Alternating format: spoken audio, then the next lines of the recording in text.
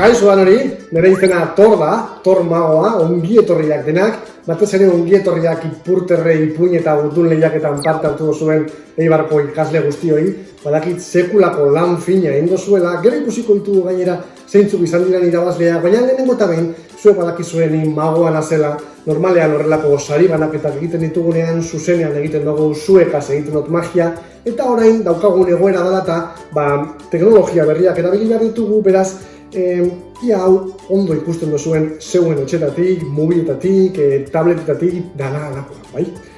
Bigo matxo erabiliko ditut, horrela, bi atzamarretan hartuko ditut, bata esku batean eta bestea bestean, eta horrela, bata bestearen barruan jarriko ditut, lotuta egongo balira bezala, bale? Naiz eta nik emetik tiratu, beti egongo dira, lotuta bezala, bai? Orain fijatu, eta begiak itxi barik.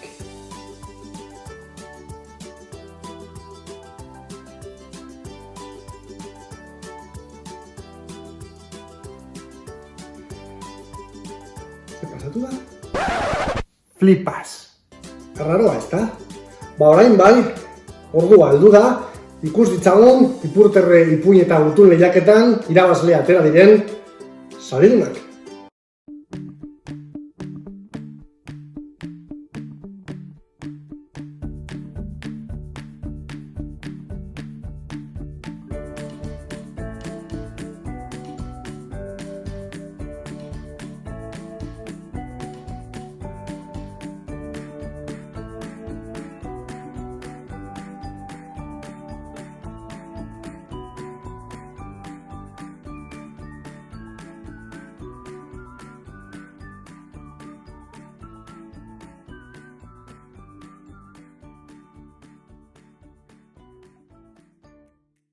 Kaixo berriro danari, zorionak irabazleoi, baita ere eskerrik asko parte hartu zuen guztioi, sekulako lana egin zuen, eta tamalez, bideotxo hau amaitzean dago. Ez dugu gaituko, azkenengo magiatxo bat egingo du, bale? Gainera, magia arriskutsua da. Bera lasai ez da zuontzako arriskutsua izango, baizik eta niretzako. Ondo, kartak erabiliko ditugu, beraz, azteko, ikusiko zuen karta guztiak desberdinak direla, ez dela dauka grazitik. Karta hauek nahaztuko ditugu eta normalean, zuzenean egiten doanean magia bat, zer egiten du.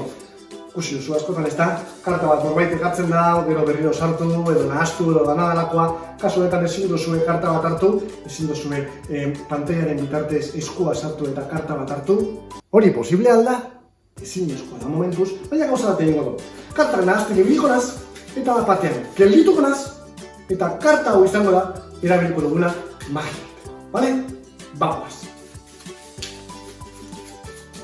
Listo. Hau izango da, erabiliko dugun karta. Begiratu ondo, eta gogoratu karta.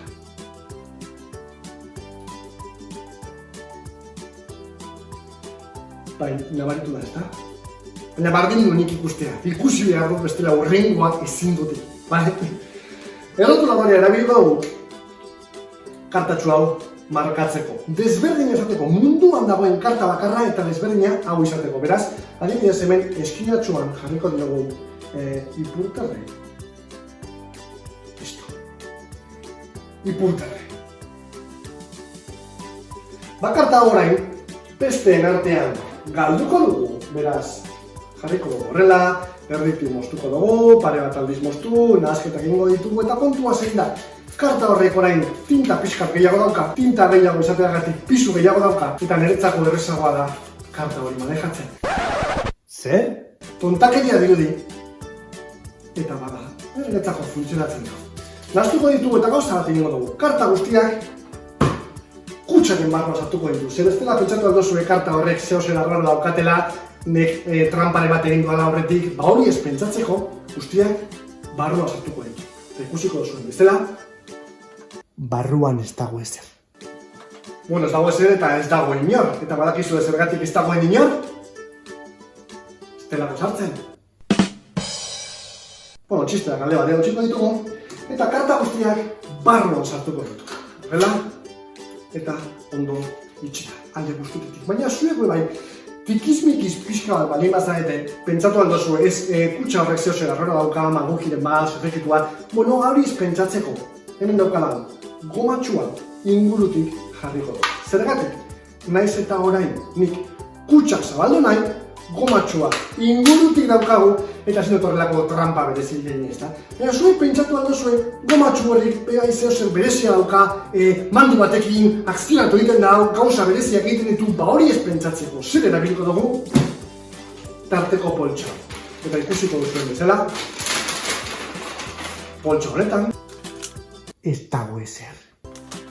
Poltsaren barruan, kutsa guztia sartuko dugu, horrela, hori txiko dugu, eta parterik arriskutsuena, orain egingo dugu, zer erabiliko dugu, labana. Bai, labana erabiliko dut, nik erabiliko dut, arriskutsua da, baina kontrolpean dauka, lasai. Hori bai, mendik aurrera, dara ikisirik, arriskutsua.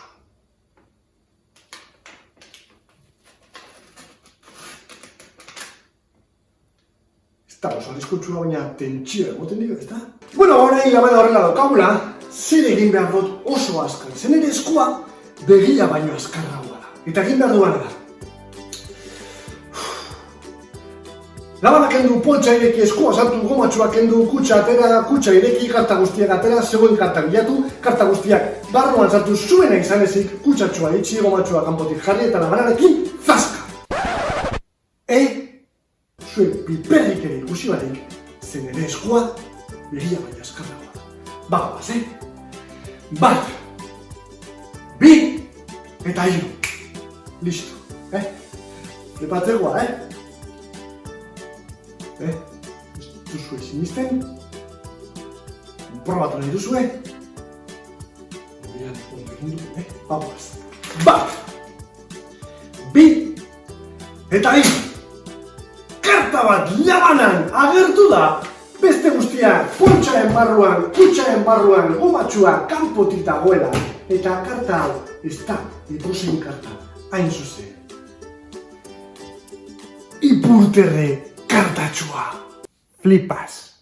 Ona, Ba orain bai, magia amaitu dugula ondo atera dela gainera, bideoa hementxe amaitu behar dugu berriro ere, zorionak irabazleoi, eskerrik asko parte hartu zuen guztioi, eta jada, hasi pentsatzen zen datorren kurtsoan berriro ere ipurterre ipuin lehiaketa egongo da, beraz, animo guztioi, parte hartu, asko irakurri, asko idatzi, euskaraz egin, eta horrengo batean magia gaila egingo dugu, espero dugu, aurrez aurre izatea.